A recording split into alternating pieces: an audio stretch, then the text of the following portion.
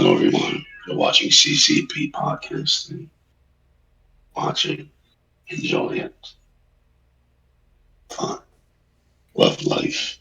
All room yours.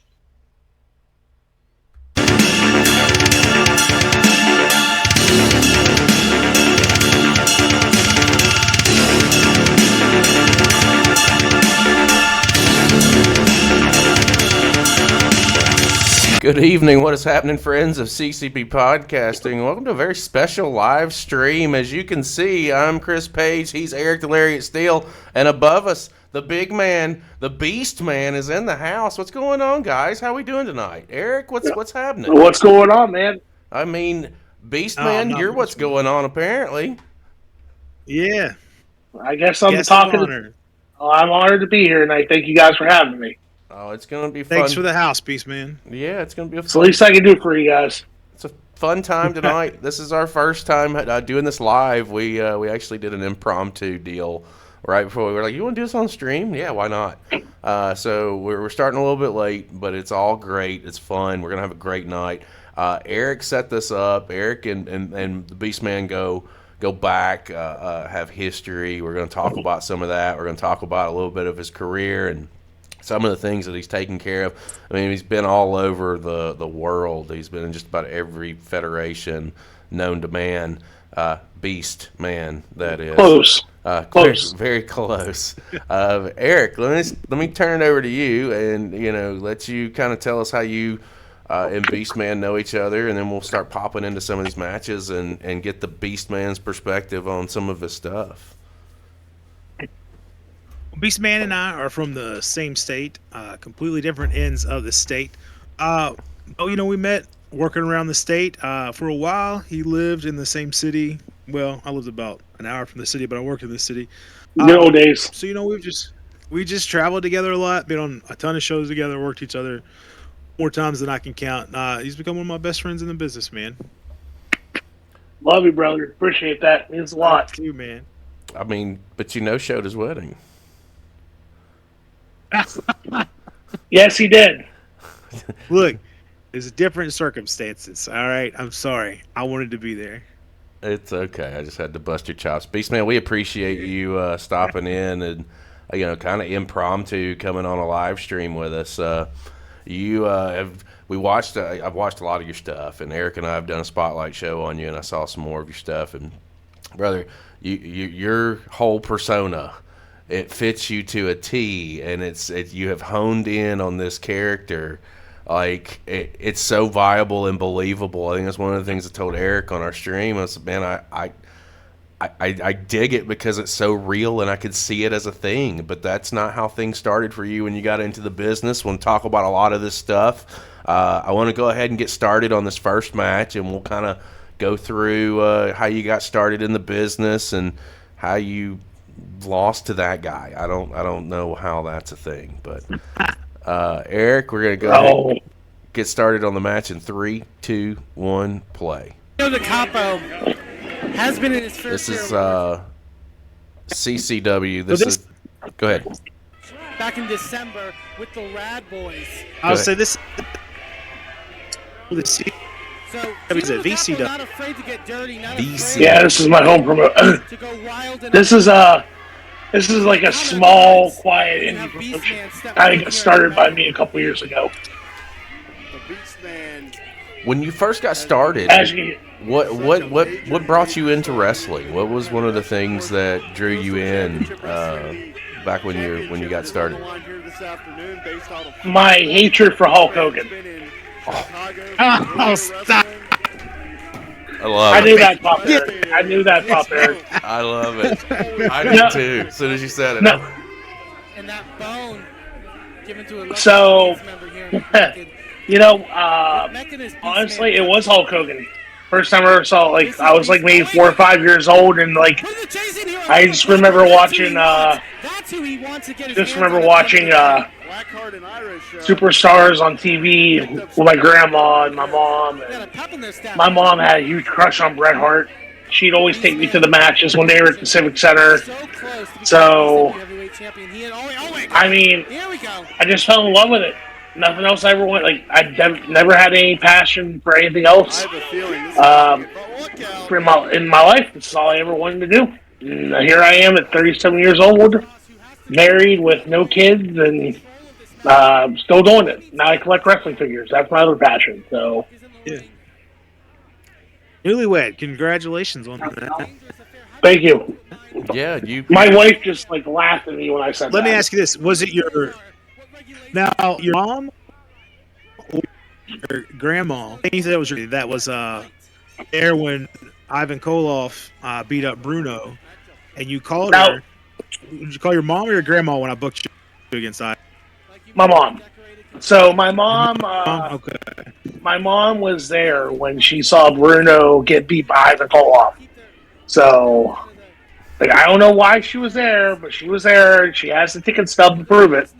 Unless she was lying, but this is like back in like early 91, 92, so I know for a fact she was there. And had the honor to wrestle. God damn, this cookie's burnt. I had the pleasure of wrestling Ivan Koloff in a Russian chain match, and of all places, what was the name of the town? Gallaudet? No, it wasn't Gallaudet. It was Golly Ridge. Yeah. Yeah, Golly Bridge. Yeah. That was an interesting day because that's when I fucking did my first ever podcast with Connor. Remember? He just I remember jumped in. Yeah, you don't ever want to hijack your podcast. You were so scared of what story I was going to tell. I was. Oh, If you're doing a podcast in the middle of a wrestling locker room, you got to expect somebody to just jump in and mess it up because you can't have anything nice around the boys. Look, can we just stop right now and say that I appreciate Chris's tribute to Ole more than anything right now. So, Is what? thank you. you don't see the Ole Anderson tribute? You don't see it? I've been rocking it all day, bro. Oh, I didn't even see it. Yeah, no, this has been an all-day thing. I didn't see what the shirt says. This is show number 3 for me That's today, awesome. and I've had it on all day. I'm crushed by it, to be perfectly honest. Caught me by surprise last night. Oh, look at that Samoan drop by the Beastman right there. Look at the power display here. Yeah. Now, Beastman, so how did you get started in wrestling? Like, we know what made you, you told us about wanting to be a wrestler, but how did you get started? Like, where did you train at, and how'd you break in? Double swallow.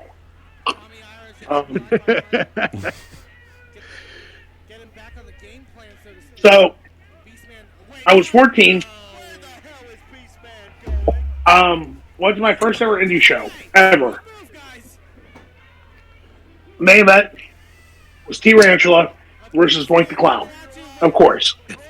Former WWE star Doink the Clown. I was into it, man. I'm like, oh, fuck yeah. This is great. I never experienced indie wrestling before, so this was great. Awesome.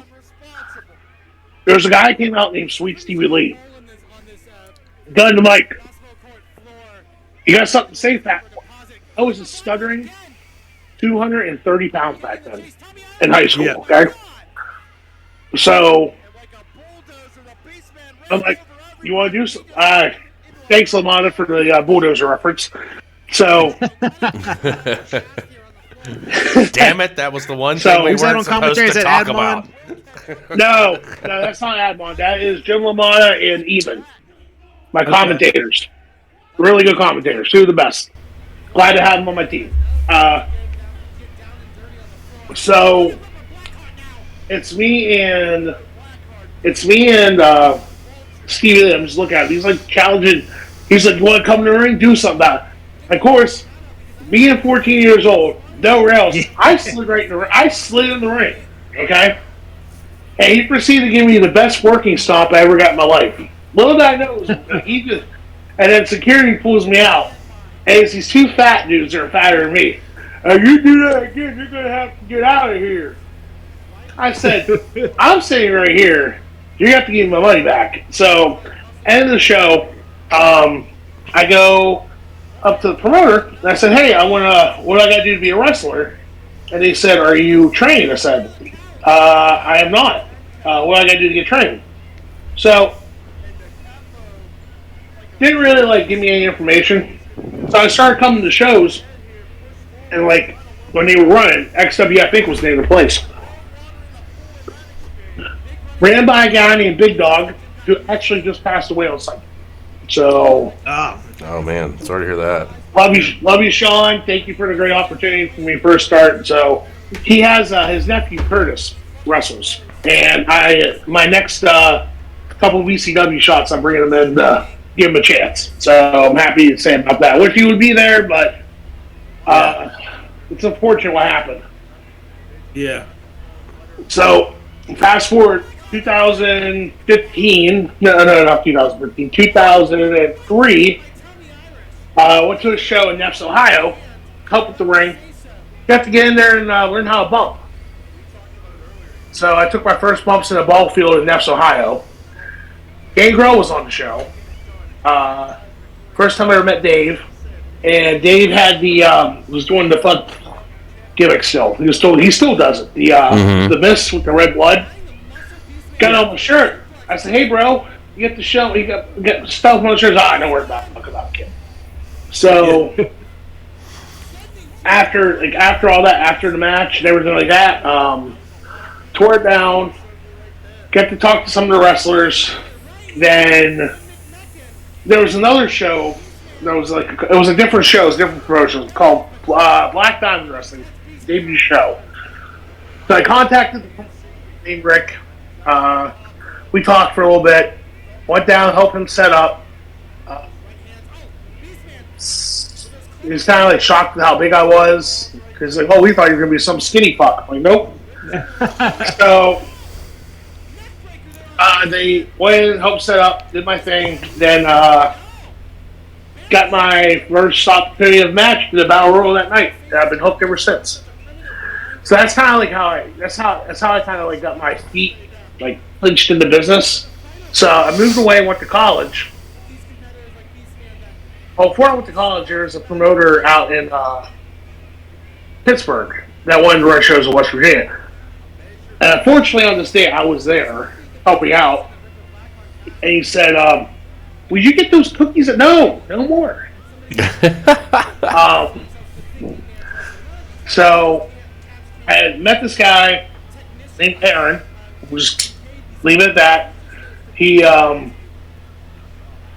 funny story, watching this real quick. I learned a lot of like how to sell from Shane Matthews and Eric Darkstorm, two of your favorite people to eat. Watching them, talking to them about how to just like clinch on, showing like emotion and shit. So a lot of people don't know that. So I learned how like a lot of my the fast forward my training, like a lot of my training came from guys like Eric Steele, Eric Darkstorm, Johnny Blast, TJ Phillips, like learning Matt McCormick, JV and Sandy, and I'm throwing JV in there too, because JV taught me how to have a good time and not to be a pussy when it comes to like shit. So Yeah. we'll get back to that in a minute. So ended up was in a show, New Jack, and New Jack was on the show. So never met New Jack, never did anything like that. And I had wrist tape on, and like I needed like something to cut my wrist tape with, so I went over to New Jack's bag and like grabbed one of his like Wolverine claws and cut the tape. And did not know, this is when I did not know etiquette about the business at all. He of course he dropped a couple F-bombs, a couple N-words, and what you doing, blah blah blah, getting in my bag and all that shit. I'm like, oh, I'm sorry, apologize. And next thing I know, I'm booked. Yeah, what's up? I didn't say anything. Next thing I know, I'm booked in a 4-way against him, and I got my ass whooped, like whooped. So if you look right here, you see this right here? That is a scar that he gigged me and gave me a nice one. And the match, get to the back, cussed me out, but earned his respect. So I'm like, all right, cool. Then went to college for a semester at Glenville State. Came back home. Wanted to get trained. Like I knew, like, look, I want to do wrestling. I don't want to do nothing else. So local guy, who I thought was on the right side of things, so he trained me. So he like took me, like we did a couple sessions at some rec center. Then he's telling me the only way to make it in the business is to be, the only way to be successful is to walk around like you got. Big man with the big whoopee cushion. Oh, that hurt. I remember that. Yeah, he got you in the beasties right there, bud. Did I kick out of one here? Oh, Eric's gone. Oh. Bye, Eric. Oh no. Eric is thrown off the cameras. Well, good. We didn't need him on here anyways. That means. Yeah, I know. I mean, dude just, talked about how bad that he could beat you. He's just like, man, yeah, guy never beat me. And then you discredit that right off rip. I don't. Yep. There's Eric. Oh, he's back. Okay. What is up with that forearm pose in your picture, Eric? Oh, dude, it's the only one I can get of him. It's the only one he's got, allegedly. He's trying to throw the lariat. And oh, wait, I probably need to pop this up. All right. You there? Yeah, I was making up a bad. I don't know if that was just my end or what was going on. Okay. So, anyways, one thing Eric said, one thing that the guy was telling me, is like, you gotta walk around like your shit doesn't stink. You have to have ego. You gotta say fuck everybody in the business. You act like you're the fucking man. Well, that did not work out real well at all whatsoever, because I did not know. Apparently, I was blackballed before I was even ready to work. So eventually, there's a guy in Pittsburgh named Nikita Alanoff. I'm sure you remember Nikita, don't you, Eric? Yeah, I was thinking you got trained by Nikita. I remember meeting him and Darren Smythe when I was like 16 years old. Yeah, I met Eric. I met Nikita like back in the day, and he offered to train me. So I was like, all right, cool. Ended up doing some work doing some like training at PWX in Pittsburgh, and then there's a falling out there between him and the promoter. So we ended up training at Rick's Garage for about 6 months. Well, like half the ring was outside the ring, half the ring was inside the garage on a platform to even it out. Then it was snow. We had to like stop and like take a broom and clean the snow out and all this stuff. It was terrible, man. But I learned but I paid my dues. Literally paid my dues. That's definitely one way to say started at the bottom, now you're rising to the top. I mean, goddamn. Mm-hmm. Yeah. Eric, was it Macho Man who said the cream always rises to the top? Absolutely. Yep. And there's no denying that over the course of your career, you've developed the reputation and you've developed the the work ethic for traveling everywhere. And when I say everywhere, almost. I mean, go ahead. So, like, sorry, I didn't mean to cut off. So, I'm going to fast forward a little bit with my training. So, I moved to Charleston, 2010. Went to Jimmy Valiant School to fine tune make myself better. Boogie man. Then, 2012, moved back home. Found out that Necro, Gold Dylan Summers, lived 45 minutes from me. I was a huge fan of Necro Butcher. Like growing up, like him and Samoa Joe was like my all-time favorite indie match I've ever seen. Like that was the match that really got me like, oh dude, that was the match that got me wanting to do the style that I do now. So, and like I met Dylan before, and I asked Dylan to watch one of my matches. He wrote down a list of paper, he took a paper, wrote a list out. All the shit in the match I fucked up. I still have that list to this day. It's somewhere. I still have it. Smart man. Yo, he's a fucking genius. Yeah. Fucking genius. And, now, like, I was driving him to shows for about a year and a half. Then I moved away. And then it was just kind of like, we just kind of like disconnected. And we got back together again back this summer. Like, first time I've seen him in a long time. And now, like, he's trying to help me get to Japan. Because he's going to Big Japan now. He's giving me advice on that. He's giving me better business advice outside the ring than it would be for in the ring the last few months. And it's great to have him back in like my circle. Yeah. So I I truly mean that because I saw him. I saw him in 2020 when he wasn't doing good. Like when he was like on his deathbed, and it was. I didn't know if that was the last time I was going to see him, but I was glad I went and saw him before I left. And now since he's back, things have been great. So like I'll always have his back. Okay, off touch story. A few months ago, I was in Philly. Oh, what are you doing? What are you looking at me for? Oh yeah.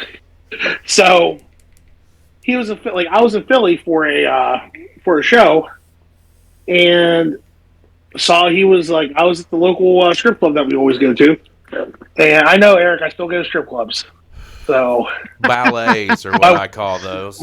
Yes, the shoe show. The shoe show was what. Yes. So we're sitting there hanging out, and Dylan texts was, "Hey, I'm in Philly." I'm like, "All right, cool." So at this point, we're like on our way back to the room.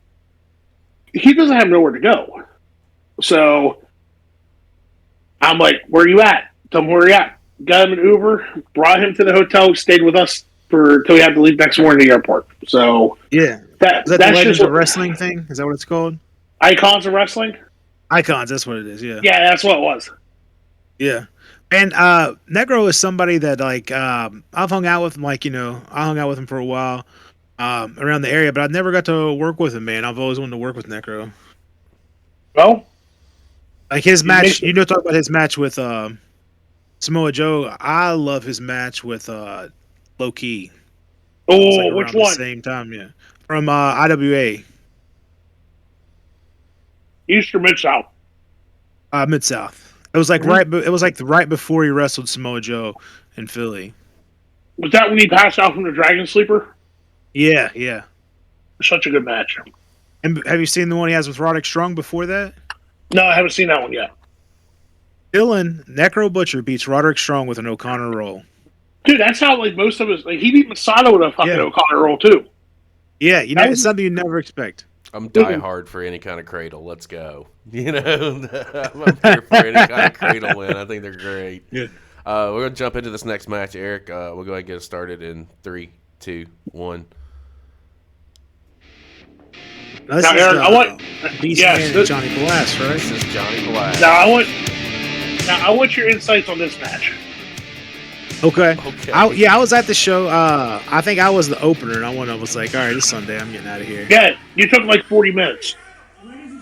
Well, to be fair, 30 of it was promo. Was 29 of that promo trying to get out of the robe? That was probably 10, 15 was working the robe. This is when I was still Mr. Sex Appeal. Those luscious locks. Yep. Well, I had the short hair. I didn't have the luscious locks. I had the short hair, but I don't remember who I was supposed to wrestle originally.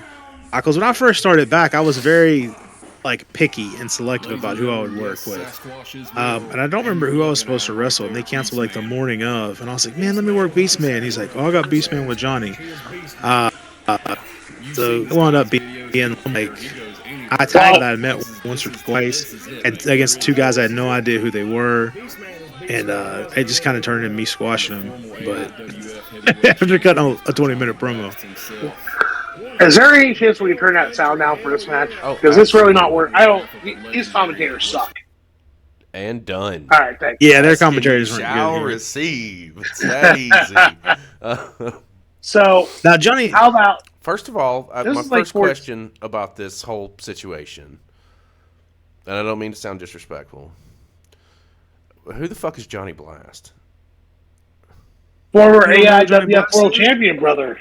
Okay, that's right. How do you not know who Johnny Blast is? Not trying to sound disrespectful. Anna knows. But he's not been to West. My wife knows who Johnny Blast is. So Johnny Blast probably wrestled for Johnny's what? He's probably 60 here, right? In his 60s. He's gotta be. Look, maybe. He dyed the hair. Johnny's been wrestling for probably 40 years. Johnny was wrestling when wrestling was super hot in the Attitude Era, the Monday Night Wars era, and he wrestled full time back then. He broke in the early 90s, and he just retired 2 or 3 years ago. I'm sure he's crying today because Ole Anderson was his favorite wrestler. Yeah. But Johnny is a guy that check in on him, see how he's doing. everybody has a love-hate relationship with Johnny. He's like he helps a lot of guys out, man. He's a good guy, but he's also kind of like Ole Anderson. He can be a miserable prick, but he can also he'll help you out. If you listen to him and you're not an idiot, he's going to help you out. He's a wealth of knowledge. Well, now I feel bad. He had a big run. He wrestled and he had a lot of states. Like I said, he wrestled full time in the 90s. When wrestling was super hot and you could wrestle full time and make a living at it.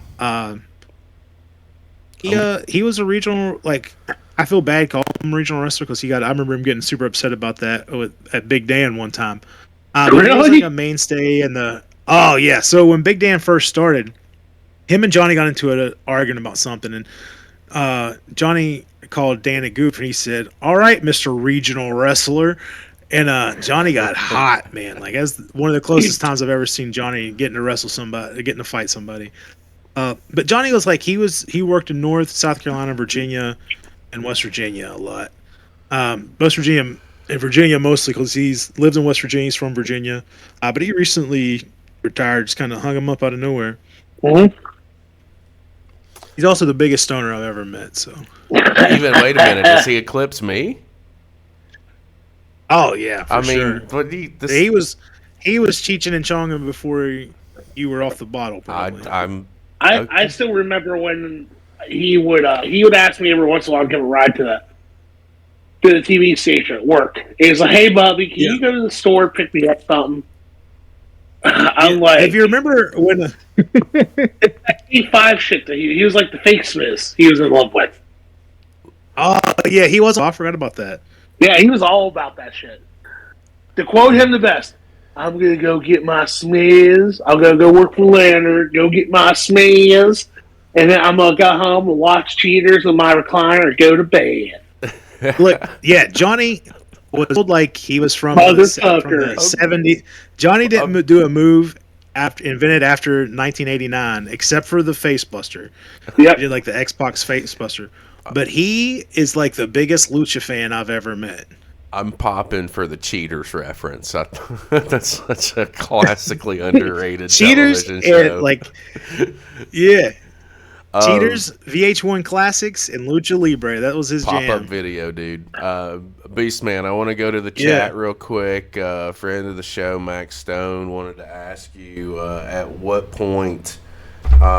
when did the Beastman character start to come together, and what was the inspiration behind it? 2000 and I would say 2017. So I was doing Beastman for probably about 9 years before I really it really kicked off. 2010 is when it started. Like I said, I did it with Eric first time. Wasn't even Beastman. I was just George the Beastman Fetty. And then, it kind of the gimmick itself kind of, when I was working with Jock Sampson for a little bit, and I watched Ace Ventura: Pet Detective 2 one night. The scene with the, he's fighting the African Savage. Yeah. I'm like, yeah. The lights clicked. I'm like, that's Beastman right there. So I started revolving that in, and,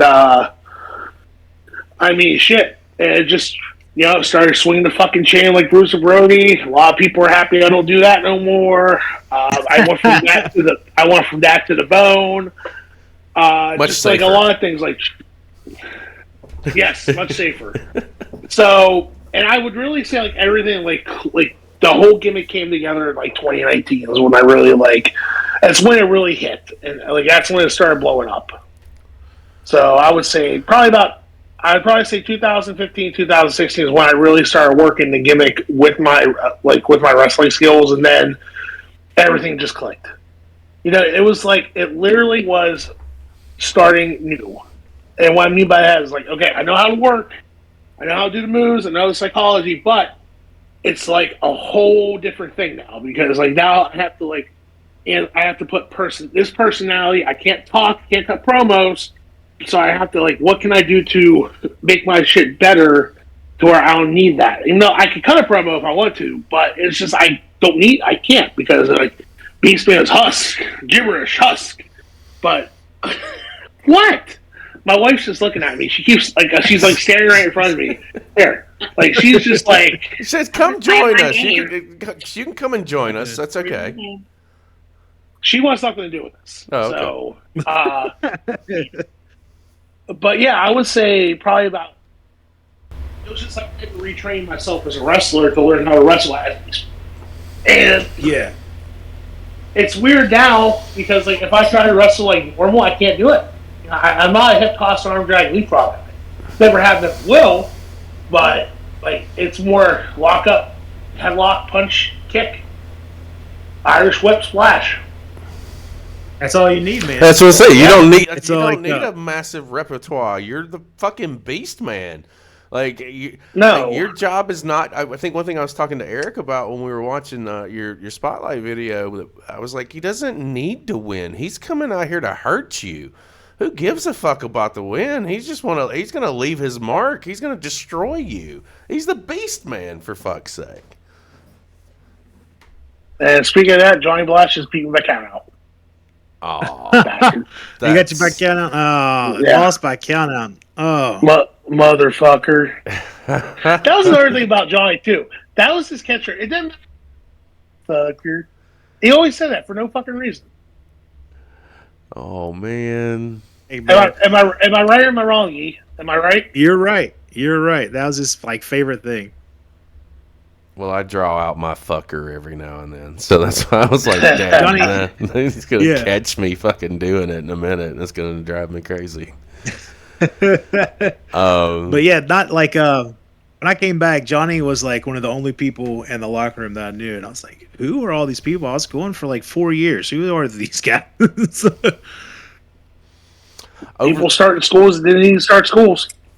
We'll go Yeah. ahead and get this one started, and we'll continue the conversation. I just want to have something going in the background for these guys. 3, 2, 1, play. Eric. It's the Darius Carter one. Yeah, Yeah, this is definitely one we can put the mute on for, too. perfect, because we can carry our Well, somebody a little conversation bit behind on over. this You one. guys can watch it in the background. If we catch something that we like on the It's- match, we'll it's- see it. It's a good match, but it was a good match, but it was my first time working here, and the crowd was mellow with me, you know. Is that Warriors of Wrestling, right? Yeah. Yeah, Warriors Yeah. Wrestling. Let me ask you this. Is that Chicago? Oh, go ahead. No, that's New York. That's Staten Island. Ew. Okay. Staten Different Island Warriors gave of me Wrestling? COVID. I don't like Yeah. Staten Island. I don't think a lot of people like. I don't even think Staten Island likes Staten Island. You If know. Staten Island like Staten Island, no, that's not for me. Let me ask you this. You know what? I feel. Yeah. Let me ask you this real quick. When you started traveling, you started really getting out there. So you honed in on the Beastman character in between 2016 2017. COVID started in 2019. And I'm bringing this up because, you started heating up right there. You had a good couple of years before then. What do you think or how bad did COVID affect you personally as a professional wrestler when everything shut down? I don't think that I've ever asked anyone that we've had on one of these shows before that question. And it's just dawned on me that as an independent worker at that point in time, and same for you, Eric, same question can be said to you. How was the overall effect? It had to have been difficult. So I'll answer first. My answer will be way shorter than Beastman's, and I'm sure it affected him way more. So I had been going for 4.5 years, maybe 5 years. I'd done 2 or 3 matches over 5 years. So I would just start to come back. I did a benefit show for Tracy Smothers, and then I did a church show, and then I did those 2 matches back, and I was feeling it, ready to go, and then COVID hit, and it was another year or so before I did another show. What about you, Beastman?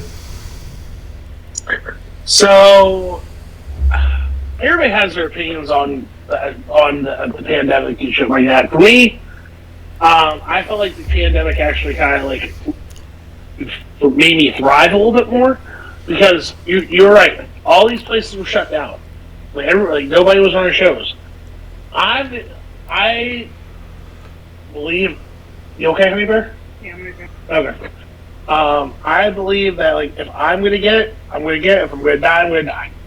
But I just had that. I wasn't afraid, so I still went out and I was looking for shows anywhere I could. You know, I was going to Indiana, I was going to Tennessee a lot, Chicago, and there wasn't like a lot of around. Pennsylvania, there was nothing. Ohio, not until like October 2020. Mhm. But I was like a lot of factors came. Was like it sucked, but I had to go out. You know, I had to go to these. I had to go all the way out to these places just to get work, and you know, I feel like it taught me. It taught me like it taught me this like if you really love what you do, you're gonna do it no matter what, wherever, however. So for me, I kind of thrived during the pandemic because that's when everything opened back up, like everything blew up for me. So Yeah. again, So we watched when we did your spotlight. We watched a match with you and Alexander Hammerstone. Yes. And I was like, "There's no crowd here." I was like, "There's like 3 people around ringside, and they're wearing masks." And everybody was like, "This must be during the pandemic era." Was it like a streaming service? Did you do a lot of those, like shows that were streaming, or were you doing shows that had crowds and stuff? Some of them, the Hammerstone match that was actually in February 21. What happened there was this guy from Europe wanted to run shows in the States, so he decided to do this like big ass tournament, and he booked like all the best indie talent, which was cool. I mean, EC3, Simon Gotch, Hammerstone, me. Not saying I'm in their league, but like all those guys like run this like big 2-day tournament. So I had the pleasure of going to Vegas. They flew me out to Vegas for 2 days. Got to work with Hammerstone. Got to work with a couple other guys. So that was a lot of fun. Yeah, that was why. Go ahead. No, that's so I was getting like opportunities like that too. So I was like getting flown to Texas to do shows, Florida, Vegas, like Utah, like a lot. That's what, like 21, 22 is when I really started to like blow up figuratively. I'm just watching you nom Let me ask on you this, blowing up, Darius's face right there. You know, like you've been at a lot of the the biggest indies. What do you think? Like, where do you think your future is? Do you think you're going to try to do something like TNA or AEW or maybe even WWE? What do you think your future is? Like, what do you want to do? My future right now, I'm getting ready for one more run. And what I mean by that is like, so the last couple of years, like since MLW, I kind of like, I haven't really wanted to like, okay, I'll put it like this. Everybody chases a piece of paper, okay? They think if you get a contract, you're successful. I was one of those guys. Like from 2019 to 21, I wanted a contract. I got the contract. I was gone 2 months later. It derailed me. They put me. My mental state for the business was not good because I worked so hard to get to where I wanted, and then it just got taken away from me just like that. So I didn't know what to do. So it took me a while to get over it. As anything else, is like an ex-girlfriend. Eventually you'll get over it, but it's gonna take time. Yeah, you got to figure out how to process those waters too, man. Yeah. So from like 22 to now, I started VCW to kind of like get my mind off of it. And now VCW is doing great, but I kind of want to go with one more. I want to try for one more run. AEW, WWE, TNA, NWA, don't matter where. Definitely not MLW. Japan. Yeah. I'm gearing up for one more run. Like one more run for me. Like travel, like going all over the place, like balls to the wall. I'm going to do whatever I can do. So that's my goal. Like I'm working on that right now. Summertime is probably when it's going to start. I got a foot injury right now, so I really can't do. I haven't been doing a lot of bookings. Quit looking at me like that. I love the dynamic you have with your wife, man. This has been great. So basically, she knows. I say I'm going to do something. She just like looks at me like, you said that. You've been saying that now for the longest time, but no, like that's my goal within like probably for the next year for one more run to try to get signed somewhere again. But this time it's not for the paper. You know, I mean, I'm not chasing the piece of paper anymore. Now, fuck that. It's not worth it. Yeah, see, thank you. And Eric and I have had this conversation several times, and John is in chat as well at this point. Guys, I'm sorry. Let me get to some acknowledgments here from John, Lexi, Max, Mr. Rain. I see you. Thank you guys for popping in. If you have some questions, drop them in chat. We'll get to them, I promise. I think right now, and this may be your perspective, because I can see you fitting into this niche very well. Like, I'm very anti AEW until they earn my trust back. But what I can appreciate, I've always been anti AEW. But always, TNA, same thing. But here's where I want to go, and here's where I can appreciate AEW a little bit from a worker side. If you're going to sign me to a contract and give me guaranteed money, whether you use me or you don't, and I have the ability to still take outside bookings in the United States, I don't know what that looks like. I don't know what that percentage looks like. I don't know what any of that. But if I have the opportunity to make extra income on the indie scene, like I think TNA does something very similar, that's almost worth it. If you're going to get a guaranteed income, whether you're being used or not, but you can still go out and book your indies on the weekends at your rate, et cetera, et cetera. Do you think that's a win? Do you think that's something that's viable? Because I kind of think that's what's going on right now. So the way a lot of contracts are done right now is like per dates. They don't do like a lot. Like I know TNA does this. I know MLW does it because I've seen it. AEW does it too. They'll sign you to like a per date. Like they'll give you like 10 dates per year, and they only pay you on those dates. So it's like old school WWF contracts. Oh, okay. Yeah, basically. Okay. Yeah. All right. So we just need to get you out there then. You need to. I think that you possess something as far as being a big man and in the game. Your psychology is great when you get in the ring. We've had the opportunity of seeing a lot of your Coastal Championship Wrestling stuff over on Inside the Indies that we do on Monday nights, and we've seen. Oh, great. We've seen the character work there. We've seen your title run there a little bit. We haven't seen all of it, but that's where we were able to introduce our channel to you. My question is I know you're not in it for necessarily the contract. Fuck contracts. They're overrated. I think that you could really fit into that ball game. And I'm sorry I lost where I was going with that. And ADD kicked in, and I'm watching this match at the same time. So Eric, you're gonna have to bail me out here while I retrack and think about what I was about to say. So the contract you had, that was with MLW, right? Yeah. So can I ask what happened there? Like, what do you think happened that you didn't have the run and like the success that you've had other places? So, because honestly, like when I first saw you there, I don't mean to interrupt you. I'm sorry. I want to say when I first saw you there, I was like, I got into watching MLW like before I got back into watching WWE, and I was like super excited when I saw you there, man. Like I popped big. I was like, oh man, that's my boy.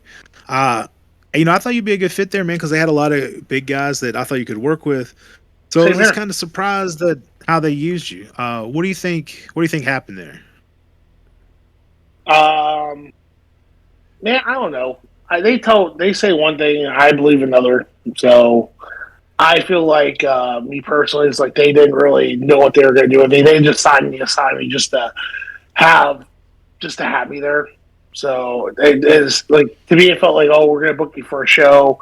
Let's sign you under a deal. So, and then, if we don't like it, we'll just release you. So, like when I went back last year, it was just on I just did 2 dates with them, 2 like per date. Wasn't no contract or anything. So I like that better. But yeah, I think that's what it probably. In my opinion, that's what I'm thinking. Like there's no ill will. I don't hate MLW. Like I know a lot of guys that do. They gave me my first opportunity to be on a major platform. So for that, I'm always going to be grateful. I feel like I feel like they could do business better, but hey, it is what it is. Yeah, like I said, I got into watching them, and they would have a lot of ebbs and flows, man. Like, they'd be on a run where they had like a good balance of a show. I thought like a good little bit of variety. They had the buffet, and then it would lean too far one way. Like it would go too far lucha. It would go too far like deathmatch wrestling, and it would become too much of one thing. But I mean, there for a while, man, they had a good variety of stuff. Like I said, I was into it more. Like I was watching it in NWA more than anything. And I've always been a real Rumble mark, so I was watching the Battle Riot. When you came out, I was popping for that. I was like, oh, that's my boy. I thought they, definitely could have done more with you. But, you have a good character that's like an old school spectacle, too, So you're a good character to bring in for a run. Like you can, but, Yeah, but don't waste my time in the same fucking process. Sorry. That's me just jumping in. No, you're exactly right. No, you're exactly right, Corey. It's just one of those situations. Like, I can see it. NWA, now you mentioned that. We didn't talk about it, but like that could also be a good fit. There's so many places. I don't think right now, and I like we've talked to like 5 or 6 different talents on these Beyond the Bells, and we're talking to a guy named Skrilla out of Georgia, and one of the questions we had asked him, he's talking about wanting to go to the WWE, and I brought up this point, and I was like, maybe that's not the best fit. Like, just think about it for this perspective. Like, why would you want to go there? What is it, just for the notoriety to say that you've been there? Like, I get it. I understand. I used to be on the indie scene before I got injured myself. Like, I had the aspirations. I had dreams. But as I've gotten older, like, what is it really there? If they're not going to use me right and they're not going to utilize me correctly, why would I want to be there? Versus right now, the independent scene blowing the fuck up everywhere. Not just here in the States, all over the world.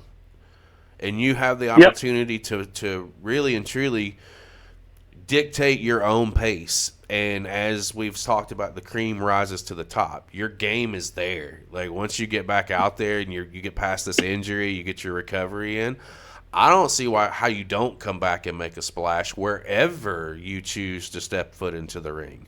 I just think that the character is that menacing of a guy. I think that it works. I think you get your name back out there, people find out you're back, you're not going to have a problem. Sorry, I was calling my wife and needing a plug. No, I agree 100%. Just like you said about Skrilla. What up, Skrilla? I don't know you, but what up? I feel like, it's not NWA. That's my bread and butter. That's where I need to go. If I'm going to sign anywhere in the States, that's where it needs to be. Not going to hesitate. I'm not going to. I agree. Hold on a sec. My wife is. Oh, cool. Thanks, babe. That's why she's my wife. Why I keep her around. Yeah, and Eric had that's why. Eric had the opportunity to meet her in person, but he no-showed. Yep. So, I agree with you guys 100%, though. I agree with you 100%. It's like, what platform would work for me? Me personally, MLW, Japan. Those are not MLW, sorry. NWA, Japan tour. Japan. I'd love to see a Japan tour. That would be great. I would retire from the business if I could have one tour of Japan. Honestly. Yeah. Because that's the goal. It's not about, like, for me now, it's like, I want to travel. I want to travel the world. I've had offers to go to Europe. I've declined every time because I don't want to pay my way over there like a lot of people do. I want to earn the right to go over there by going over there on someone else's dime. You know what I mean? Yeah, no, that makes sense. That's business. Yeah. If you want me, then why would I? Yeah, no, I get it. But the one thing I will say, it's unfortunate in today's world in wrestling that 90% of the wrestlers will do that. Like because they believe, if I can get this opportunity to go over here, but I have to I've heard a friend of mine told me he gave a valid point, and I agree with him on this to an extent. We pay sometimes it's cheaper to pay for a plane ticket than it is to pay for gas. I'll give you an example. A flight to Florida from Pittsburgh, $78 round trip. It's Spirit, but You know, it's better than having to Yeah. drive 16 hours in a car. Like people, Exactly. and some people are smart. And that's being smart about it. You know what I mean? Yeah, yeah. So like, I was talking. Who was I talking? I was talking to Marty Stone the other day about. Marty told me the best way to do it is to get a bunch of promoters together. Say, hey, I'll come in if you guys can like chip in on this. That way, you're not taking like a load. Like, find so many promoters to pay for you to come over. You know what I mean? Like, if they all chip in on a plane ticket, which is actually smart. That's Marty told me that's what the best way to do this. Where you're not going to lose money. Oh yeah. No, So, as a promoter, sure. so that's like, well, yeah. There's like different ways of doing it, but I still have that old school method, man, where it's like, if I'm good, I'd rather have someone pay for my travel than have to pay for it myself. I know. I get it. You think that's because there's too many hobby wrestlers now and not enough professional wrestlers? Yes. And I don't mean that like disparaging, trying to bear everybody, but there's a lot of people who are wrestlers that like 20 years ago never would have been a wrestler. So it makes it harder for people to make a living, I think, because there's not as many people buying tickets, so there's more people doing it. There's so many shows that it kind of pollutes everything. You have people who will, pay their way. It's the cool thing to do. And yeah. I get it. But go ahead. I don't mean to step on you.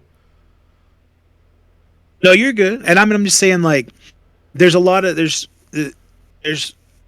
I would venture to say there's probably almost 1 million independent wrestlers in America alone. And you talk about like there's only. I wouldn't say out of like 10,000. I wouldn't say millions. I wouldn't say there's a million, maybe about 10,000 of them, but not a million. In the whole country, there's well over 10,000, man. I know, but there's at least in the country there's a million. Like not in the world probably, but I wouldn't say like throughout the whole country. Yeah, you're right. A million's overestimating, but there's well over 100,000. Well over 100,000. I mean, people that wrestle. I mean, for God's sakes, Eric. I mean, Jay Van Sandy made it 500 one year, so that should tell you how great the wrestlers are in the world. I'm just saying, like, there are so many people that are professional wrestlers. Let's be realistic. Well over 100,000 people that call themselves pro wrestlers. They get in a ring and have a match. And here's what's shitty about they don't even know how to work. They think they think. I'm saying, but I'm saying they take away opportunities. Because they'll do it, they'll pay their own way, or they'll do it for free, or they'll do it for cheaper. It takes away from opportunities from people who could have, made a living at it. Yep, I agree. And what's sad is too. And what's sad? Sorry, Eric, I didn't mean to step on you, buddy. Are you gonna say like 2007, 2008? Like the economy was terrible. Gas was over $4 a gallon here, and that's what I was doing full time. And, I'm working 6 days a week trying to, make enough money to get by. But then I'll be on a show wrestling some guy that in his jeans and his t-shirt, he's there for a couple hot dogs and a handshake. So it just makes it hard for everybody, Mm-hmm. No, I agree. Let's. I don't mean to step on you. Let's slide into the Chase Stevens match, and we'll continue on with the conversation. We're gonna get started in 3, 2, 1, play. Didn't mean to step on you guys. You're good, man. What I was trying I'm gonna have to hop off for like 5 minutes. 5 minutes. I gotta hop off here in like 5 minutes. Stay on here with you. And he'll take care of you. But I gotta go get these kiddos ready for bed. So this was SummerSlam weekend, right? Yeah, so it's kind of funny. 2 shows were going on this day. It was this show and Ric Flair's last match. Oh wow! So I was telling when we watched this match during your spotlight, I was telling Paige, I was like, I was at SummerSlam the day before. Like the way I heard of CCW is when you were leaving. There's guys like outside the gate saying everybody little flyers. I remember looking at the flyers like, hey, that's Bulldozer. And I was like, well, I'm going home tomorrow. Unbelievable. Oh, Jesus Christ. This match right here, Chase doesn't get enough credit, man. I love Chase Stevens. That's my dude. That's my drinking buddy. Like, I wouldn't say, and I tell people nowadays, if you can last the night with Chase Stevens, you earn your right to be a wrestler. Am I right? Am I right or wrong, Garrett? Yeah, last time I saw Chase, which like I used to see Chase all the time. You know, if you're a Tracy guy, you know Chase. The last time I saw Chase, I hadn't seen him in like years, and he had one tied on pretty good. And we were talking about Trace. He's like, brother, have a drink. I was like, oh, I don't drink, man. He's like, oh, all right. Well, I'll drink it for you. What's the story with this guy, Beastman? What's the story with the manager? Lou Spector. I don't. Lou's just Lou. They wanted me to have a manager. He was just there. Lou's good people, though. Needed a manager. He was there. Yeah. Nah, Lou's cool. All right, Desert. I'm sorry, Beastman. I'm about to hop off here. Before I do, stories you want to tell before I hop off? We gotta tell them a story about us. Like, what's your favorite story of us? I don't know if any of my favorite stories are safe for air, bro. That's okay. I muted the sound PG to make sure we could all hear it. Yeah. I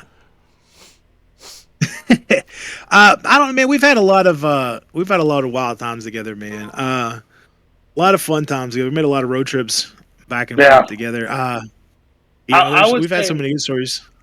I would say my favorite story with us, like the ones that I can't tell. Yeah. That we did a match in Milton for 304, and I speared Eric so hard. I football tackled, and you just hear Eric go, "God damn bulldozer, what the fuck?" Ooh. Sorry, I didn't. So that was actually at the field house where he drew the big houses. I remember that. That was like a dark match. So this was an indie show that would do dark matches. Okay. So I don't remember what time the bell was. He ran on like Sunday evenings, but he would say, "Hey, I'm having a dark match." Like as soon as the doors would open, he'd have a match start before like the actual worked at this place like before when they first started 304 Wrestling. I think this is. I don't think this is at the field house. I think this is in Milton. Was it on the field house? Yeah, I don't think he ever ran Milton. He ran Milton because remember he would do those TV tapings and we did the arm wrestling match. And I said I was going to break the plastic table, and the guy was like, "Oh no, you wait!" And he pulled it away from us. Came in the ring and pulled it away from me. Oh yeah, you're right. We had a dark match against each other, and I'd fallen out with the promoter, and I was trying to come back in because the shows were doing good, and the reason why the falling out was my fault. And so he's like, "All right, I'm going to book you against another guy that's wanting to try out." Another guy that's interested in coming in, Bulldozer. I was like, "Oh, that'll be great." So Bulldozer and I worked each other in a dark match. And then, like, instantly, we both started getting big pushes right after that. So we had great matches together. But, yeah, I remember that. They had me doing a gimmick that I just, like, I was tore up one time, like, partying, and I just pitched a silly arm wrestling gimmick to him. But he just, like, gave me this arm wrestling gimmick when I came back. So I'd have, like, an entourage. And the arm wrestling match, we did our arm wrestling thing. And he was said, "I'm gonna put you through the table." And the guy that worked for the fire department was like, "Not my table!" And grabbed it and pulled it out of the ring. Nuts. He's what? Well, I guess he has to save the table. Yeah, and then that night, we worked in a singles match, and like, I don't know, we were like, I gave Eric a boot, and then all of a sudden he called spear. Little did I know, I didn't know what I thought he was wanting me to spear him. So he started and like I clunked him, man. He just goes out and he's like, "GD bulldozer, what the fuck, man?" We just bam right at each other. I forgot all about that, man. It was a football tackle. Oh my god. John, I know that you're in chat. Eric's popping out. If you want to pop in so I don't have to fuck with cameras, that would be great. Come on in, John. If you can't, John, let me know. Oh, is it John Tenta?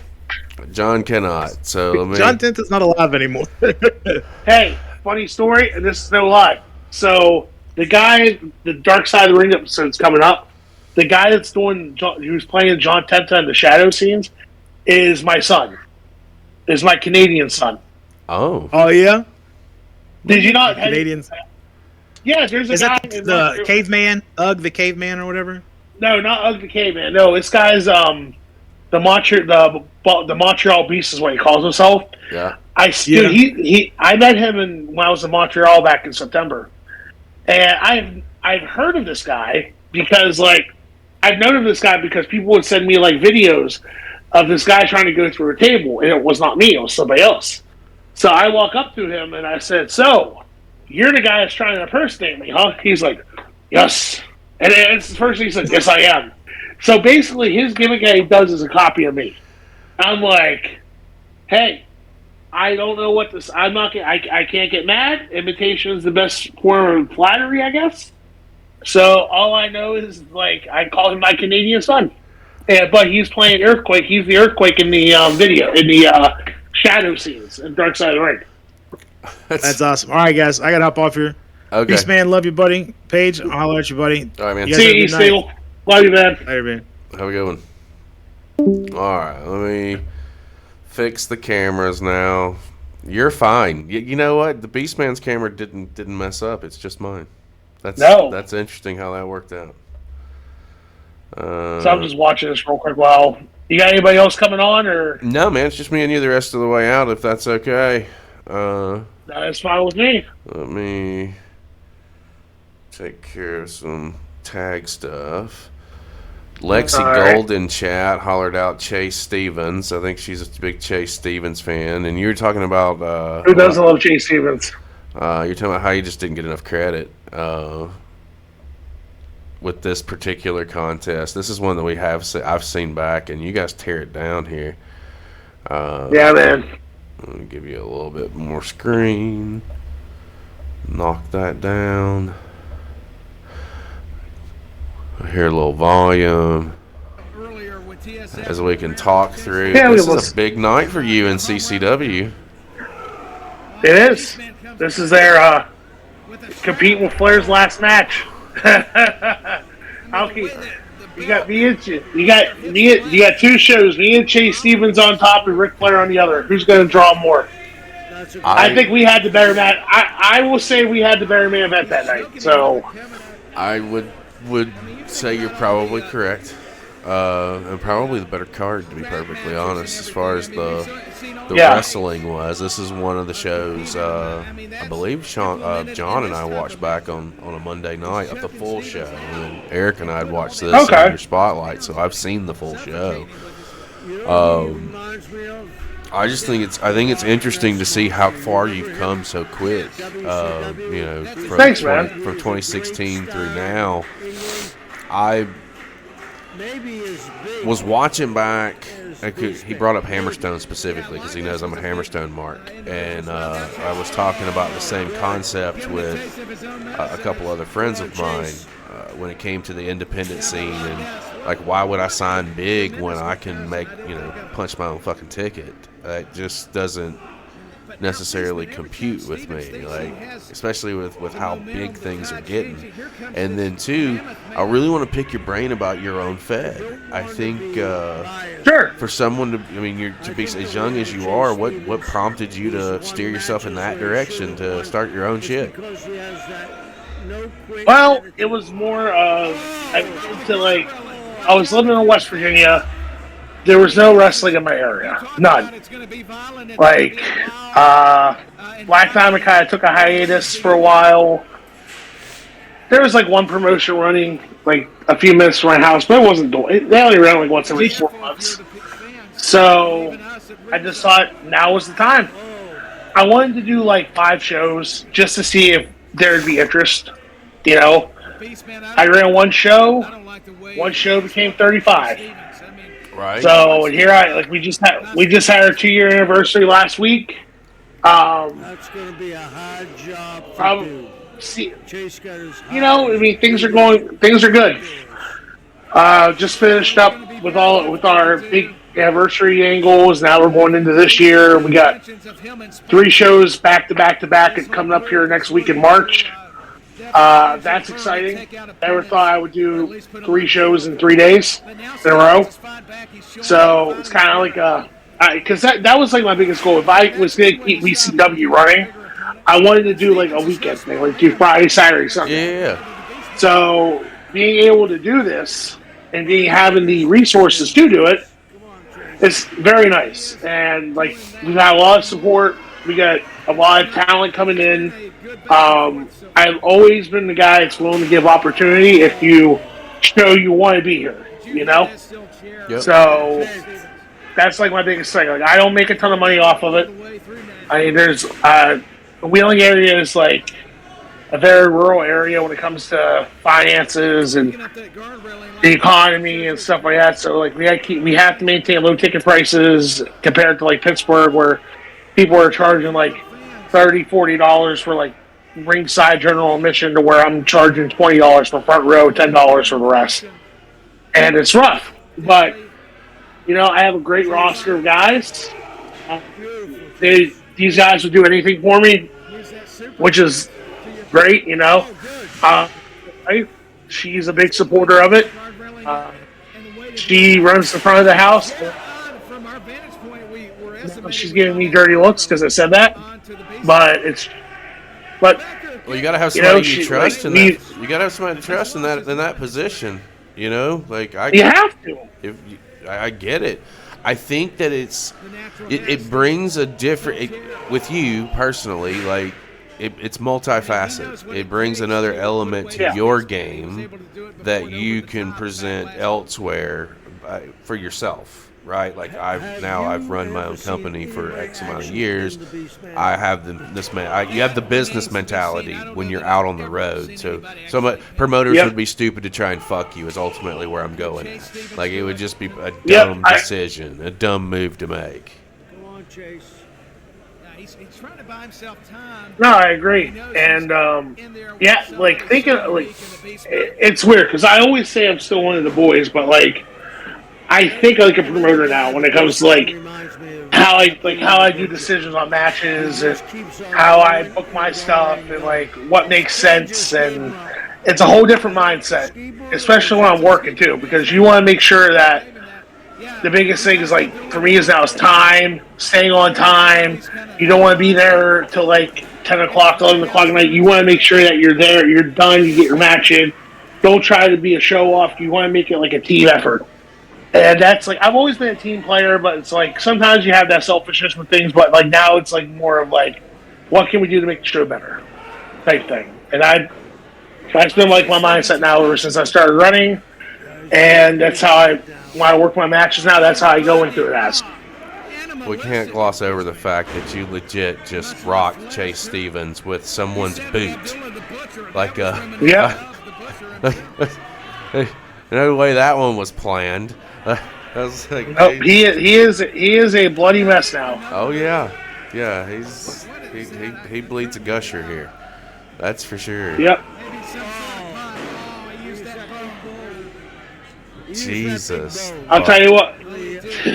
Barbaric, man. Just barbaric. This is where it gets a... Yeah. I like violence as much that's where it gets good. Yeah. You know, when is... He's just man. Now, Kevin. I know. You make it it's all downhill for Chase here. He doesn't realize how fucked his world is. I don't know if Chase actually knows where he is right now. He even lost his head, man. No, there's that's for sure. Oh, he got blood on the referee. He's spitting on it. As I know I'm plagiarizing the great good. Dude, I can tell you, like the story the night before this match, we went out to Nashville, and I didn't think I was gonna walk out there alive. I'll tell you what. It was insane. Downtown Nashville on Saturday night. Holy shit. Nash Vegas is what I referred to it as for the longest time. Shout out Salem Shepherd. We see you in chat. The bad thing, and I said this before, there's no quit and chase. I'm kind of curious what made CCW want to run this event in Nashville this weekend opposite Flair. No idea, but I'm glad he did it. So. Oh yeah, I mean you pick up the strap here and you ran with it for a hot minute. Yep. Yeah, I had it for about a year. Yeah, I was about to Had say. some really good matches. But It was a lengthy run. We haven't seen the entire run. Yeah. I get what we can get. My ADD kicked in for a minute. I'm gonna swing back around to your Fed. Is there, you got a YouTube page out there that you put your content out on? Is there any kind of? I do not yet. What? We are in the process of working on that. Yeah, we are in the process of it. So. Okay. If you want to see VCW footage, NewWrestling.us is is our streaming service that we go through, but we are in the process of actually developing a YouTube channel. Okay. As we speak. All right. So there's going to be plenty of VCW in the near future. That's all I need to hear. Plenty of VCW. Because that is something that we could definitely show on our Monday nights. And getting our rotation, if it's out there, we'll definitely take a peek at it and get the name out there. I was about to say, if you did, my next question was, would you mind if I watched one of your shows? Because we would throw it up on a Monday night, no problem. I'll tell you what, I will send you get at me on Facebook or Messenger. I'll send you a private link to our anniversary show. Okay. Go ahead and watch it. Okay. Because I love to watch and see what you guys think of it. Okay. Facebook, I'll have to. Yeah, I got it. I'll look it up as soon as we get up. Okay. I don't usually get on social media, so I had to think if I still had it on my phone or not. And there's your winner. Yep. Put him down.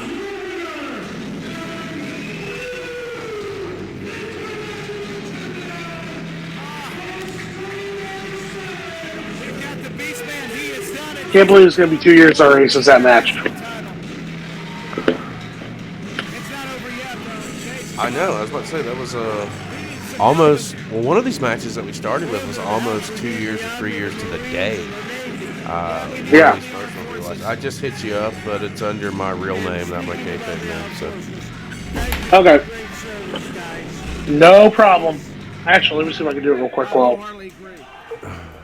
And the beating continued here.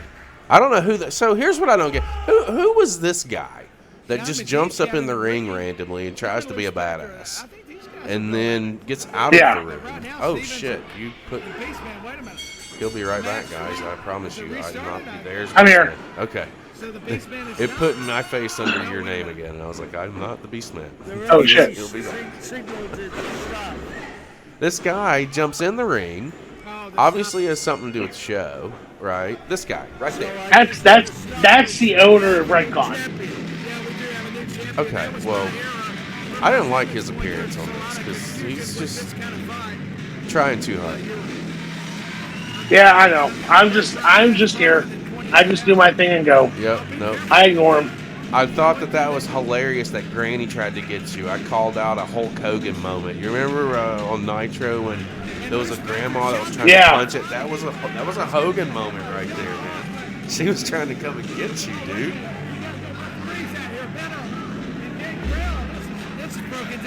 I didn't know what was going on here. I didn't know that was the guy that came and attacked. I was about ready to beat the shit out of him. Such a good weekend. Such a good match. Now the next match we're gonna watch. That's the match. This is the one. Let me swap the. Let me come over here and do this on my side real quick, so you can have the match. This is the one that you selected for us to watch last. I was like, "What do you want to do?" Yeah. You called it. You know what? You set it up, my man. This is one of your favorites. So tell the people what we're about to see. So this is Beastman versus Mike Bennett in Chicago for Warrior Wrestling 2022. This was the first year when Forbidden Door. We were actually across the street from the arena. Okay. So we ran the same day as Forbidden Door right across the street before the show started. And it ended up being me and Mike Bennett. And I guess a couple months later he got signed to AEW. So he praises this match he will praise this match like anytime he can. So I got a year ago to the day, he tweeted out saying this match was one of the matches that helped him get to where he is. And I'm like, fuck. I mean that means a lot to me coming from like I'm just click it. Let's watch it. You'll see what I'm talking about. You'll see how. Already I'm very interested in what you're talking What I'm trying to say is I did not get any information from Beastman. I think it kind of is what nice it is. crowd here. I think Beastman is exactly what he looks like I here. love your mask. Yes, for better or worse. Oh, We've seen Beastman wait many till you times see the before new one here getting for this summer. And I love that shot a moment ago of just the focus and determination on the face of Mike just Bennett, a hair. because he knows that in this situation, this will not be a. Yeah, so I'm only seeing half the screen. This may not even resemble a wrestling You're only seeing half the contest. screen? This may be more so survival. Oh. Let me turn it sideways. Beastman gets larger every time I see him, more foreboding. We've seen him many times here in Warrior Wrestling, but it's been a while. I'm not sure Beastman understands Let me see. contenders rankings or competition. I think he just sees Showing them. full screen on the stream. The stream's at a 7-second delay. We haven't had this problem all night, though, right? There we go. I got it now. You got it? I got it. All right, cool. I was about to see what I needed Yep. to do on my side of the Beastman's equation. handlers, whomever they are, wherever they are, wherever they function, I think they would love to have their charge. The official would like Beastman. Look at you, man. These referees are pretty ballsy to You know, try and stick Yeah. to you. I just it doesn't look like it's going to end well for them at all. Everything all at once. yeah, he's having kind of an. Especially- That referee right there, man, he's a piece of work. Jeremy, love the guy. That's my rep in Chicago. But it will not go Nice. far. Hey, whoa, wait a second. You cannot use the bone. Check out the weight difference. You were talking about This has feds gotta be- earlier, and if it's just a per date deal, like Ring of Honor might be something too. By any account. Like I don't think No, they've got same any- thing with What's that? And the weight advantage for sure. same thing with Ring of Honor. They're owned by same company owned by AEW. I really don't. But very agile. I don't know. I don't see myself there. Mike I got you. So has taken too long we need since the to. last We're time gonna you've we're seen gonna him here, focus on the Warrior. NWA, TNA. I'm really Yep. really punching your ticket on the indie scene, man. When was the last time you've been down through the Texas promotion? Because they're blowing. Been a up couple the- years. Let me see. Yeah, been a couple years. One of my best friends actually just moved to Dallas not too long ago. So, but he works in AAA, so I really can't. So I understand why he moved down there. Yeah. I think that in a lot of ways Yeah. makes it even a bigger challenge, but a more interesting challenge for Mike Bennett, who, like you said, It's kind of firing on all cylinders. Look at these chops. Absorbing them. This is not smart, Bennett. What are you doing? Of course he's not going to back down. And right now he's going for a headlock. I know you said that this wasn't going to be a wrestling match, but darn it, Mike Bennett's going to Pure power. Look, pure power. If you control the head, you control the body. But easier said than done. It's a lot of body on Beastman. That wasn't smart either. Hmm? That wasn't smart either for Bennett. Mike Bennett wakes up at 3 a.m. diligently every morning. He's like and playing he's into been your the game offensive right now. side. Brother, you're not Yep. going to knock him off of his feet with a shoulder block. It's not going to happen. There you go. See? That actually did not work out at all. Sorry, Mike. I admire the. Yeah, I get into matches like this that I haven't seen before. If you get your body in motion, build the momentum to cancel out the size differential. I got a little bit of like a buffer, but All right. I'm not too far behind. Oh! Mike Bennett outsmarting Eating those Beastman. chops. Not going for that tackle, instead Yep. unleashing a flurry of strikes. Now it's the ropes, but Beastman is right behind. Oh! Oh, cross Got him. body. And Bennett's insides crumble. And Cross for those of body. you who might be watching Beastman for the first time, it is that surprising burst of athleticism and agility that I think makes him even more dangerous than it's his You got a nice size. crowd. Y'all do draw a nice crowd there. It's actually Yeah. more than as the camera works around, I can see the other sides. And whether it's training, whether it's just survival instincts, whatever you want to credit it to, Beastman has been in the game for many, many years, and you know, it's not because he's book smart, it's not because he's a Rhodes Scholar, it's because he can survive a fight. Now, Mike Bennett is a wrestler's wrestler. I'd love to see you on the UK scene too. I think that would be Love to.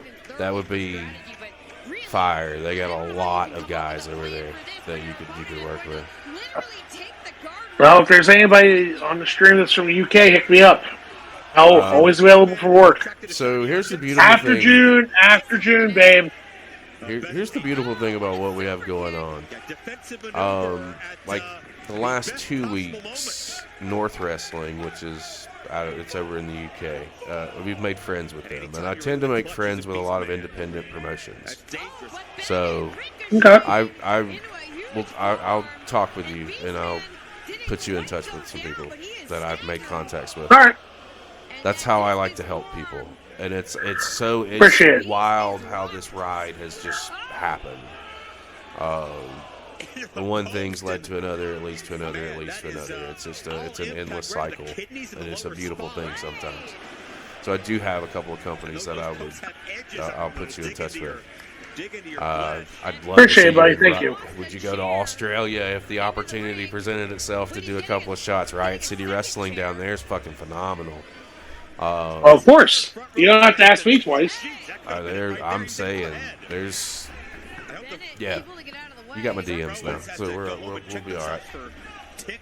All right. So what do you think of the match so far? So far, I think Bennett has been stupid trying to come at you with anything less of trying to use his quickness advantage. I don't think that he thought this out, because, and this does not look like it's going to end well, and it did not. Jesus Christ, you crushed him.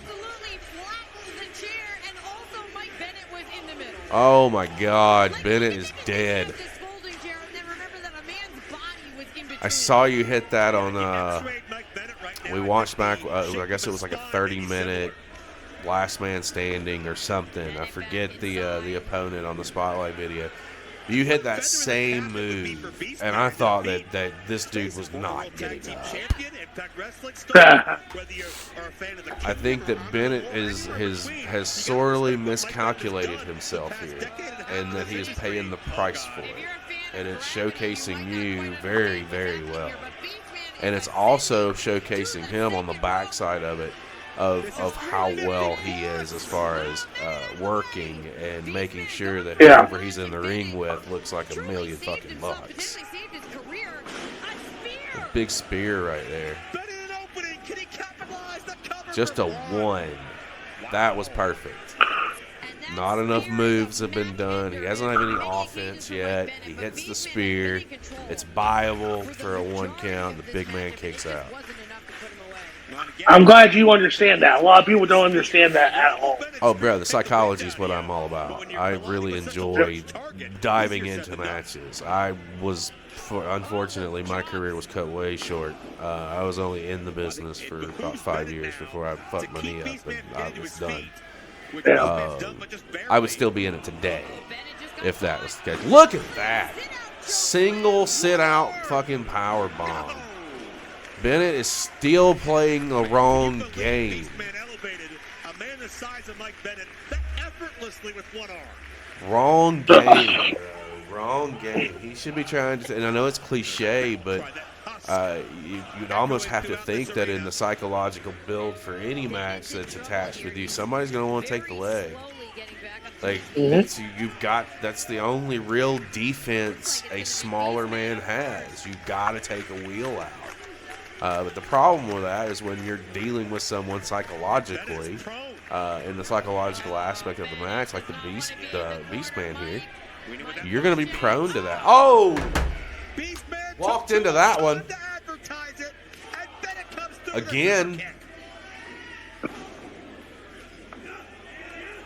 No, sir. No, sir. Not happening. Oh. We call that the Beast Throw. Oh, cannonball. You just crushed Bennett again. Poor guy. Oh, come on. That should have been it. This is good. This is good. Your sell right there is fucking great. For the first time, you've shown frustration. You're getting it.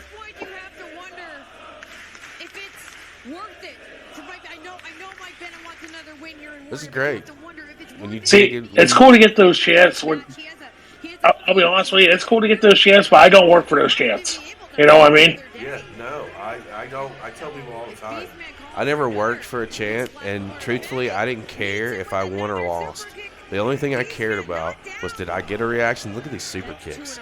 Did my opponent get a reaction? Did the match get a reaction? If the answer to those questions are all yes, it doesn't matter. It's a success. He just took you down. German suplex. Oh.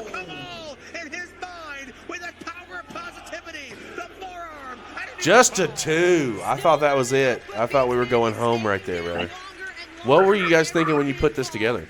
Like, what was did it come across as you guys envisioned it with the crowd? Yeah, it did. Yeah. Max Stone says this is fantastic. A moment of doubt on the face of Bennett with that kick out. You see how quickly it adjusts. John Cable, what was the hardest thing to transition from the older gimmicks into the newer ones? What was the hardest thing that you had to deal with? Just learn how to work differently. I'd had to like learn how to basically retrain myself on how to work. If that makes sense. Like, no, it makes sense. Yeah, basically. So, go ahead. He's teetering, but he's on his feet. Uh-oh. Oh! Into the power slam. That'll do it. No! Oh, come on now. I think Bennett needs a miracle. That sit-out pile driver. Still you fucking kidding me? Jesus Christ. How is Mike Bennett still in this? Mike Bennett will not quit. He has been fucking A. Okay. So did it play, like, when you put it together psychologically, did it kind of, did you guys nail it when you were in the ring, hearing the crowd response? It was just natural. It felt natural. That's a good one. Has no idea. Yeah, Bennett barely stumbling to his feet.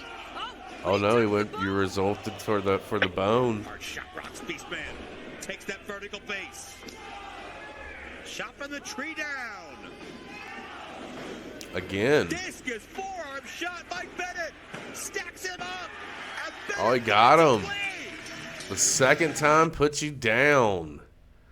That was a good match. That was well put together. I like the psychology around it. You dominated until you hit him with everything. You had the layers of frustration that slowly bled out, and it was done. It was over. It took 2 finishes to put you down. Could have kicked and made him do it for a third, but hey, 2's fine.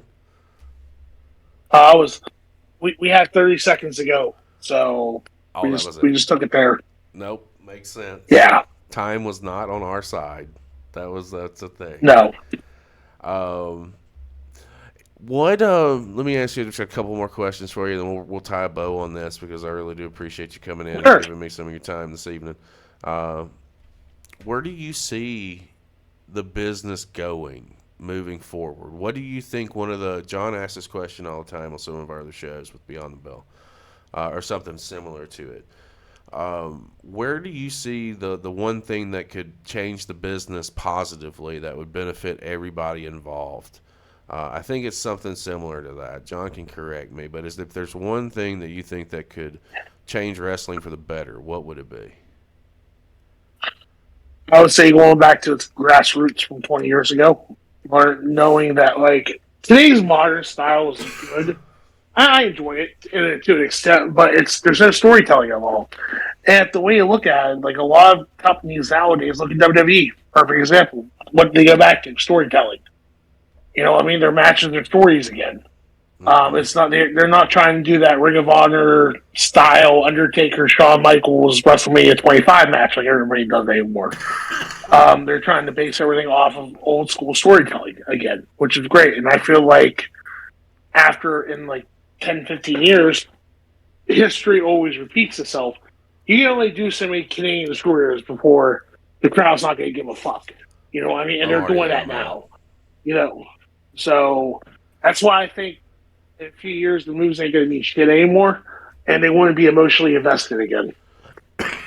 I agree, and I actually think that's where we're headed to with the independent scene right now. I think that it is getting back to being a territory-esque era with the streaming services now being a thing, with every possible avenue at our disposal. There's no reason why that everybody can't have a seat at the table and have get a piece of the pie.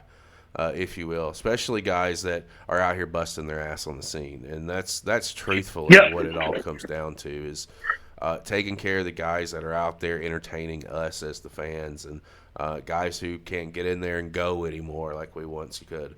It's kind of refreshing to see, and it gives me faith that we're on the right path to making history within this industry. No more do people have to be relying on New York or Jacksonville or anything of that nature. You have opportunities to get out here and make serious money doing something you love, working for yourself as an independent guy. I think that when you get back out on tour, I really only think you're only going to need a couple of matches before your calendar fills. Well, just being fair, I just see it for what it is. The attraction of Beastman is something that, if booked correctly, it can maximize dollars for a lot of people, in my opinion. I agree. I totally agree. I really do appreciate you coming in and actually doing this live last minute, guys. I'm sorry we had advertised it, but this was it's fun to sit down and watch your stuff back. It was fun listening to you and Eric reminisce a little bit about old times. It's a shame that he had to bail out on us like he bailed out on your wedding. Oh, that's all right. I feel like the show went smoother with him gone. So. Oh, beautiful. He's going to hear that, and he's going to.